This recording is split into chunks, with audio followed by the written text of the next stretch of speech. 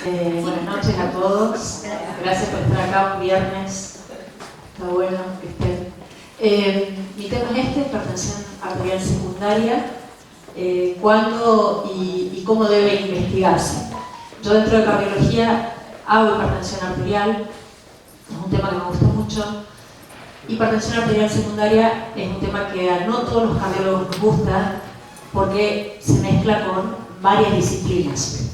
Lo que nosotros tenemos que hacer frente a un paciente que viene a nuestro consultorio por hipertensión, y el primer protocolo de inicio, primero es diagnosticar que sea hipertenso, ¿no? Que eso lo hacemos en consultorio con la toma de la presión arterial y si es necesario con un monitoreo de presión ambulatoria.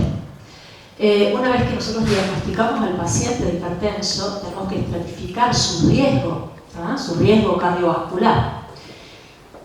Y una vez que hicimos esto, es descartar la hipertensión secundaria. Cuando yo, como cardiólogo, cuando recibo un paciente hipertenso en mi consultorio, voy a descartar hipertensión secundaria frente a un paciente en pubertad, lo primero que tengo que pensar que puede ser una hipertensión secundaria, un paciente que inicia su hipertensión antes de los 30 años o después de los 60, y ya vamos a ver más adelante cuáles son las patologías en las que yo pienso en esa situación. Si un paciente viene con su presión arterial bien controlada y de pronto me hace una elevación brusca de la presión, a pesar de que venía cumpliendo con la medicación, con buena adherencia, en la hipertensión resistente, que es la hipertensión que yo la tengo con 3 fármacos y uno de ellos es un diurético, eso se llama hipertensión resistente, y ahí yo tengo que también pensar en hipertensión secundaria. La hipertensión acelerada, que es cuando el oftalmólogo me llama y me dice tiene un fondo de ojo que tiene una retinopatía grado 3 o 4, eso es una hipertensión maligna. Cuando hay síntomas en el paciente o signos en su semiología que a mí me hacen pensar que pueda tener una enfermedad subyacente. Y eso ya lo vamos a ver, como puede ser un síndrome de Cushing, como puede ser una acromegalia, y la toma de fármacos que son capaces de inducir hipertensión. Ese es un tema, sobre todo en la gente mayor que sufre de artrosis. Uno cuando viene al consultorio con hipertensión y tiene una hipertensión refractaria o una hipertensión resistente, es muy importante investigar sobre los AINES, que son moneda corriente y que mucha gente con la artrosis la consume todos los días. ¿Cuáles son las causas más frecuentes de hipertensión secundaria? Las causas más frecuentes yo las puse en rojo: renal, hiperaldosteronismo, apnea del sueño e inducida por fármacos o drogas. En el origen renal tengo que pensar riñón, el parénquima renal, o la arteria renal. Esas son las dos patologías que pueden dar hipertensión secundaria. A nivel endocrino, lo que a mí me gusta llamar como hipertensión endocrina, el hiperaldosteronismo primario, que es una de las causas más frecuentes de hipertensión secundaria y la menos investigada, por lo tanto la menos diagnosticada. El síndrome de Cushing en los hipercortisolismo o el feocromocitoma, ya vamos a ver eso de la manera más práctica para que no se me aburra. Alteraciones de la tiroides, el hiperparatiroidismo, la acromegalia. Eso dentro de lo que es hipertensión endocrina. Otras causas: apnea del sueño. Siempre hay que pensar en apnea del sueño en un paciente hipertenso, que es un roncador, que tiene obesidad, coartación de aorta e hipertensión inducida por drogas. En la renal, como dije recién, la enfermedad renal. ¿Y cuándo yo voy a pensar en que ese paciente tiene una enfermedad renal? Es muy sencillo. Lo primero que hago con un hipertenso cuando llego al consultorio es pedirle una orina, donde voy a ver si el sedimento es patológico o no, una microalbuminuria, es decir, si el riñón está hiperfiltrando, donde voy a pedir creatinina, urea, el clearance. Entonces, con un laboratorio yo ya puedo saber o puedo orientarme hacia la patología renal. Esos son los datos analíticos y, por supuesto, la ecografía. En la ecografía voy a ver si el riñón tiene una diferencia entre la corteza y la médula alterada, la corteza tiende a afinarse en el hipertenso, voy a ver si hay diferencia de tamaño entre un riñón y otro, o una poliquistosis renal. Entonces yo ya con una ecografía y con una analítica puedo ya saber si mi paciente hipertenso tiene hipertensión renal. Dentro de las hipertensiones renales, la renovascular es la que, y acá se lo puse para que vieran la anatomía, la arteria renal, tenemos, bueno, eso que anotemos para... la aorta con las renales, con las arterias renales. Y yo, la obstrucción de la arteria renal, si un paciente es joven, si es mujer, voy a pensar en una fibrodisplasia. ¿Qué quiere decir? Que la capa muscular de la arteria proliferó, que eso no ocurre solo a nivel de la arteria renal, sino que ocurre a nivel de otras arterias, pero en el caso que a mí me compete, voy a buscar la arteria renal. Y si esa arteria renal está obstruida y los índices de velocidad en el eco están elevados, entonces yo digo, bueno, esto es una hipertensión por fibrodisplasia. Y es importante, porque esta hipertensión se cura. Si yo hago una angioplastía, esa hipertensión se cura. Yo tengo pacientes, una paciente mujer que es la que me viene ahora mientras doy la charla a la memoria, que tomaba 3 drogas y después de la angioplastía de la arteria renal está sin medicación. Entonces es una de las causas curables de hipertensión. Y la aterosclerosis, esto es, cuando hablaba yo recién de hipertensión secundaria, les hablaba de la gente joven y la gente de más de 60. Porque en un paciente de más de 60, hipertenso, con dislipidemia, que fuma, yo no voy a pensar en una fibrodisplasia, voy a pensar en que tiene una aterosclerosis y que probablemente su arteria renal se está tapando por su propia aterosclerosis. Y ese paciente, de pronto, va a ser un paciente que venía estable con la medicación, bien tratado, y de pronto me descontrola sus cifras, necesita más medicación, se vuelve refractario el tratamiento, o debuta con un edema agudo del pulmón, o hace un deterioro agudo de la función renal. Entonces, en ese paciente voy a pedir una ecografía, un Doppler de las arterias renales. En todo paciente hipertenso que entra al consultorio, así como les dije recién, analítica, ecografía de renal, el Doppler de la arteria renal también es importante, por esto, por descartar causas secundarias. Eso en cuanto a patología renal. Ahora vamos a lo que es hipertensión endocrina. Les cuento que hipertensión endocrina en general a los cardiólogos no a todos les gusta, y en general se deriva mucho al endocrinólogo. Esta causa de hipertensión endocrina, el hiperaldosteronismo primario, yo creo que es una de las más subestimadas en cardiología en cuanto a que es la que menos se diagnostica. 1 de cada 10 hipertensos tiene hiperaldosteronismo primario. Lo que pasa es que no nos enteramos porque no siempre hacemos el screening diagnóstico, que ya van a ver que es un poco complejo.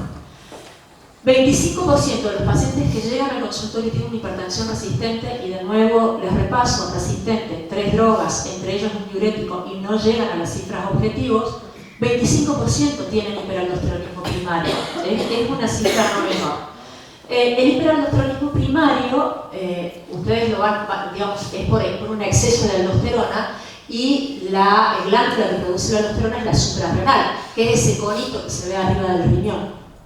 Entonces, ¿yo qué voy a encontrar en la suprarrenal? O un adenoma, o una hiperplasia de la suprarrenal, es decir, que estén grandes las suprarrenales, o que sea una combinación de ambos. Y a veces no voy a encontrar nada. Voy a hacer una tomografía, y si los cortes tomográficos sobre la suprarrenal son de 2-3 milímetros, si el adenoma es más chiquitito, y no lo voy a ver. ¿Por qué es importante que yo haga el diagnóstico de hiperaldosteronismo primario? ¿Por qué? Porque en comparación con un hipertenso esencial, que es el que no tiene una causa secundaria, que es la hipertensión primaria, tienen 4 veces más riesgos de ACV, 6 veces más riesgo de IAM y 12 veces más de fibrilación auricular. La fibrilación auricular es una arritmia que implica que si no se trata va a evolucionar a la insuficiencia cardíaca probablemente, y implica un tratamiento específico. ¿Y por qué? Porque el exceso de aldosterona produce fibrosis a nivel vascular, produce fibrosis en el corazón. Entonces, al ser fibrótica, al producir fibrosis en el corazón, genera arritmia porque fibrosa la aurícula. ¿Tá? Esta es una revisión que se publicó el año pasado de hiperaldosteronismo primario, que no los voy a aburrir con esto, pero les grafico lo que se publicó, algunos gráficos están muy buenos. En la totalidad de los hipertensos, 15%, y en hipertensión resistente, 25%. Ese es un porcentaje alto como para que no busquemos hiperaldosteronismo primario. Y este gráfico me encantó, ¿por qué? Porque esto muestra que de los pacientes que se estudian para hiperaldosteronismo primario, en ese estudio menos del 2% se estudió. Y es así, el porcentaje de hiperaldosteronismo primario, hay centros que van del 3% al 10%. ¿Y por qué esa variedad? Y porque algunos centros lo buscan y otros centros no lo buscan.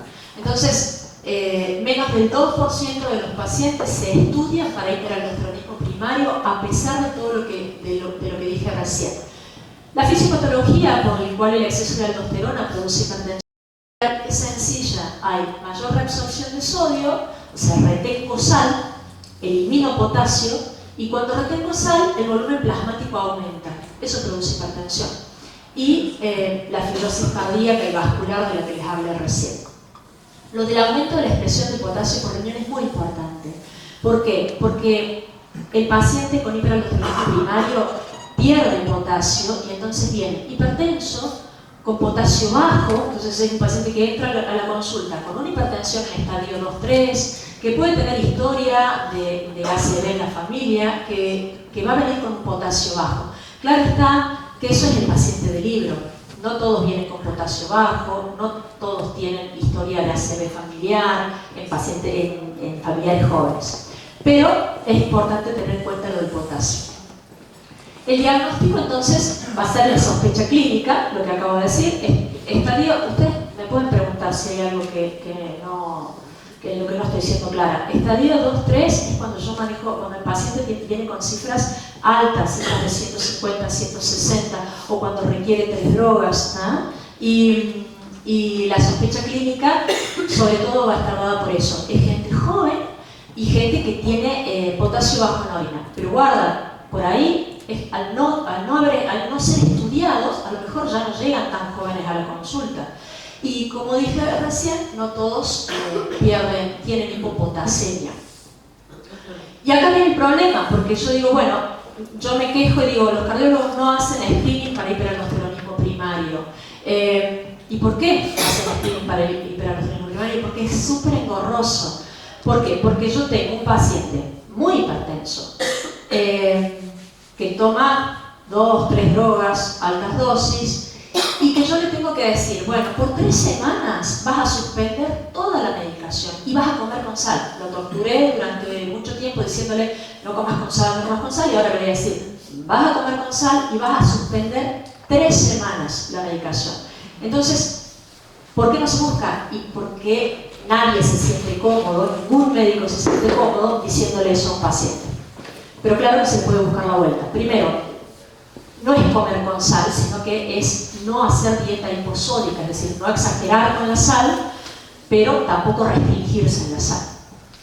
Y no es que lo vamos a dejar desprotegido, tenemos que buscar las drogas que no interfieran con la aldosterona, que no me den falsos positivos o falsos negativos. Entonces, el esquema que yo uso en hiperaldosteronismo primario es la doxazosina y el verapamilo. Con esa asociación, depende del grado de hipertensión, a lo mejor con uno alcanza, a lo mejor tengo que asociar los dos, y depende del grado de hipertensión la dosis. Pero créanme que no es que me siento tranquila, que estoy segura que mi paciente esas 3 semanas va a estar hipertenso, pero no lo dejo desprotegido. Entonces, ¿qué hago? Una vez que hice eso, ahí sí le pido renina, aldosterona, el dosaje, y algo muy importante que es el cociente entre la aldosterona y la renina. ¿Ah? Si mi paciente vuelve a consultorio y tiene la renina suprimida, ¿por qué está suprimida la renina? Porque hay tanta aldosterona, que la aldosterona, la renina la va a inhibir. Cuando haya mucha aldosterona en sangre, la renina se inhibe. Si tengo poca aldosterona, la renina se va a generar. Entonces, si yo tengo un paciente con hiperaldosteronismo primario, va a venir con una renina muy baja, con una aldosterona alta. Pero como en medicina 2 más 2 no siempre es 4, puede venir con aldosterona normal. Y entonces yo digo, no tiene hiperaldosteronismo primario. Pero cuando hago el cociente renina-aldosterona, ahí me da un cociente alto. ¿Por qué? Porque a lo mejor la aldosterona está normal, pero con una renina muy, muy suprimida, entonces ahí tengo que sacar el cociente. Una vez que a mí me dio que tiene, el cociente me da más de 30, entonces yo digo, bueno, tiene un hiperaldosteronismo o la renina está por debajo de 1, donde ahí yo ya tengo dudas que es un hiperaldosteronismo, entonces reconfirmo con un test de infusión salina, es decir, lo tengo que internar 4 horas, hospital de día, pasarle sal y volver a hacerle el test. Ven que, que es un screening que no es tan sencillo. Una vez que reconfirmé, ahí sí, imágenes abdominales. Entonces, ¿qué le pido? Depende de lo que haya en cada centro, la tomografía con cortes en la suprarrenal es lo que yo prefiero, porque se pueden hacer las dos, la resonancia y la tomografía. Tienen cortes de 2 a 3 milímetros sobre la suprarrenal, todo adenoma, productor de aldosterona, por encima de esa medición, lo voy a ver. Ahora, si es chiquito y está por debajo de esa medición, y no lo voy a ver. ¿Y entonces qué? ¿No voy a tener un hiperaldosteronismo primario? Sí, lo voy a tener, lo que pasa es que no estoy viendo el adenoma. Entonces, también es complejo por ese lado. En mi centro hacemos cortes finos en la suprarrenal y nos va mejor con la tomografía para ver suprarrenales que con la resonancia. Una vez que yo confirmé, dije, bueno, mi paciente tiene bioquímica de hiperaldosteronismo y tiene un adenoma en la suprarrenal. Ahora yo digo, el adenoma de la suprarrenal, recién yo cuando les daba en el slide anterior les decía, puede ser producido la hiperaldosteronismo por el adenoma, por la hiperplasia, es decir, las 2 glándulas grandes, o por ambos. Entonces yo ahora me digo, ¿y ese adenoma, ese es el productor de aldosterona? O a lo mejor hay otro adenoma por debajo de 2 milímetros que no estoy viendo que es el productor de aldosterona. Y entonces no me puedo arriesgar a someter a un paciente a cirugía, sacarle la suprarrenal y a lo mejor sigue teniendo hiperaldosteronismo. ¿Por qué? Porque había un adenoma que yo no vi o porque había una hiperplasia suprarrenal. Entonces lo que corresponde en ese caso es hacerle un cateterismo venoso suprarrenal, o sea, cateterizar las venas suprarrenales. Eso en Buenos Aires hay 2 centros que lo hacen y acá en Córdoba hay uno solo con baja experiencia. Entonces, ven que todo es complicado en hiperaldosteronismo primario, pero bueno, lo hacemos. Yo tengo 2 pacientes en donde en uno, con un adenoma en la suprarrenal, cuando haces el dosaje de la aldosterona en las 2 venas suprarrenales, no fue mayor el lado de donde estaba el adenoma. Tiene que tener 4 veces más que el lado donde no hay el adenoma. No fue mayor, entonces no pasa nada. O sea, no lo voy a someter a cirugía porque evidentemente las 2 suprarrenales están generando. Pero si yo, en el caso de que yo haya hecho el cateterismo venoso selectivo, que el hemodinamista me va a odiar cuando se lo pida porque es difícil de hacer, y me da positivo, me da que el adenoma es el productor de aldosterona, entonces lo tengo que sentar a mi paciente y le tengo que decir, bueno, el tratamiento puede ser quirúrgico o puede ser con espironolactona para bloquear la aldosterona. Pero ¿qué pasa? La probabilidad de cura de hiperaldosteronismo primario cuando yo lo sometí a cirugía es del 50%. Entonces uno dice, che, hicimos todo esto y tengo una probabilidad del 50% de que se cure y una probabilidad del 50% de que siga siendo hipertenso. Y lo voy a someter a una cirugía abdominal. Entonces, ahí la decisión es conjunta con el paciente y el paciente decidirá y uno lo va a ayudar. Porque si es un paciente que tiene muchas comorbilidades, que yo no lo quiero meter a cirugía porque es un paciente de riesgo, o que le controlo bien la presión arterial, lo voy a ayudar a decir, no hace falta que entres a cirugía. Ahora, si es un chico joven de 25 años que le queda toda una vida de hipertensión, y probablemente sí se lo proponga, ¿tá? Y trate de consensuar con él de hacerlo. Pero es importante que le digamos 50% hay de probabilidades que no se cure. Y el tratamiento farmacológico es con espironolactona. Los cardiólogos usamos mucho la espironolactona para insuficiencia cardíaca con dosis de 25 miligramos. Acá podemos llegar hasta 300 miligramos. Y lo que hay que hacer, una vez que empezamos con la espironolactona, es ir viendo si haciendo renina y ver si llegamos al valor normal de renina y siempre monitorizando el potasio, porque la espironolactona ustedes saben que sube el potasio. Estos son los algoritmos, no lo voy a parar acá porque va a ser muy largo, esto es lo que acabo de explicar. Nada. Y esto es un cateterismo selectivo de las venas suprarrenales. El catéter entra por las femorales que están abajo y llegan hasta, lo amarillo son las suprarrenales y ahí van las venas suprarrenales y tratan de cateterizar las dos a la vez. Y van a dosar, necesitan tener el endocrinólogo al lado y van a dosar la aldosterona. Para confirmar hiperaldosteronismo primario, la aldosterona de una de las suprarrenales tiene que tener 4 veces más que del lado de la otra. Esto es hiperaldosteronismo primario. Un tema complejo para cualquier cardiólogo, no a todo el mundo le gusta y en general lo derivan al especialista en hipertensión. El hipercortisolismo, esto es por liberación de corticoides. El corticoide puede ser endógeno o puede ser ectópico, por consumo. La secreción de ACTH viene de la adenohipófisis, ¿no? Entonces ahí eso lo que hace es estimular la adenocorticotrofina, estimula la producción de cortisol. Pero también puede pasar que el hipercortisolismo no sea por estimulación del ACTH, sino que sea por producción de cortisol de la glándula suprarrenal. Entonces, ven que más o menos en hipertensión endocrina seguimos en lo mismo. Las pueden producir el cortisol las suprarrenales o puede producir el cortisol la hipófisis, ¿tá? Producir ACTH, la ACTH estimula la suprarrenal y produce cortisol. Este es el paciente de libro que se presenta al consultorio.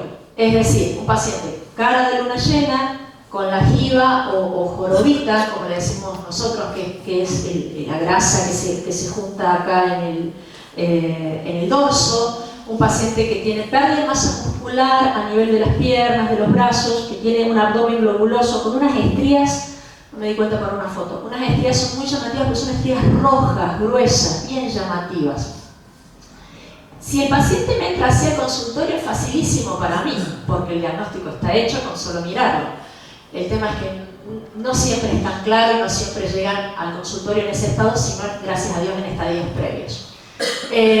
Si yo sospecho de un síndrome de Cushing, yo, cardiólogo, ¿qué hago? Se lo derivo al endocrinólogo. Hiperaldosteronismo primario no, porque yo hago hiperaldosteronismo primario. Pero si es síndrome de Cushing, en general, los que mejor lo manejan son los endocrinólogos. ¿Y qué hago yo desde el consultorio? Le pido un cortisol AM, un cortisol PM y cortisol en saliva. Si tengo el diagnóstico, a endocrinología. ¿Qué va a hacer la endocrinología? Los test que correspondan para el diagnóstico y luego buscar dónde está el productor, el adenoma productor, si está en la hipófisis o si está en la suprarrenal. Y se le va a ofrecer tratamiento quirúrgico. La remisión de la hipertensión después del tratamiento quirúrgico es de un 70%. La acromegalia es otra causa secundaria, menos frecuente, gracias a Dios, en donde el paciente, ¿ustedes vieron Shrek, la película? Tiene esa fascia, el mentón hacia adelante, la frente bien también hacia adelante, macroglossia, que es la lengua grande, las manos bien grandes, hipertensión y hipertrofia cardíaca. Este paciente también es un paciente que habitualmente lo ven los endocrinólogos. ¿Qué hacemos nosotros? Igual que en el Cushing, tratar la hipertensión, ¿verdad? Y lo maneja endocrinología. Este es nuestro problema para cualquier cardiólogo. Gracias a Dios no es tan frecuente. El feocromocitoma es un tumor y miren que seguimos en las glándulas suprarrenales. Ven que hipófisis y suprarrenal es todo hipertensión endocrina. Es un tumor neuroendocrino de la médula neuroadrenal, de las células cromafinas de la médula adrenal. 85% viene de ahí, de la suprarrenal, y un 15% de paragangliomas, que cuando no está en la suprarrenal hay que hacer toda una gamografía para poder buscar a dónde está, que a veces no es fácil.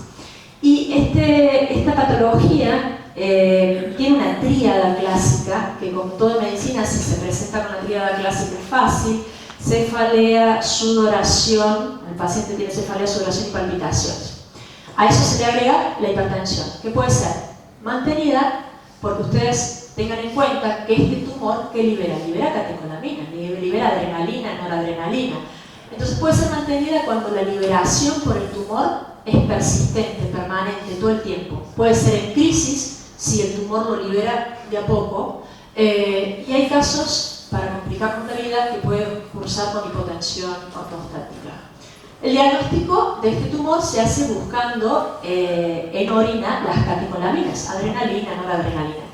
En plasma también, pero la verdad es que yo no lo buscaría tanto en plasma, porque si es en crisis, no lo voy a ver. O sea, si pasó la crisis, voy a usar catecolaminas y no la voy a encontrar. En cambio, la orina, como es una orina de 24 horas, la vamos a ver. ¿Cómo se busca el tumor? Con tomografía o resonancia, buscando a nivel de las glándulas suprarrenales, y si no están las glándulas suprarrenales, vamos a hacer esto, que es la gamografía, para ver en qué lugar hay paragangliomas.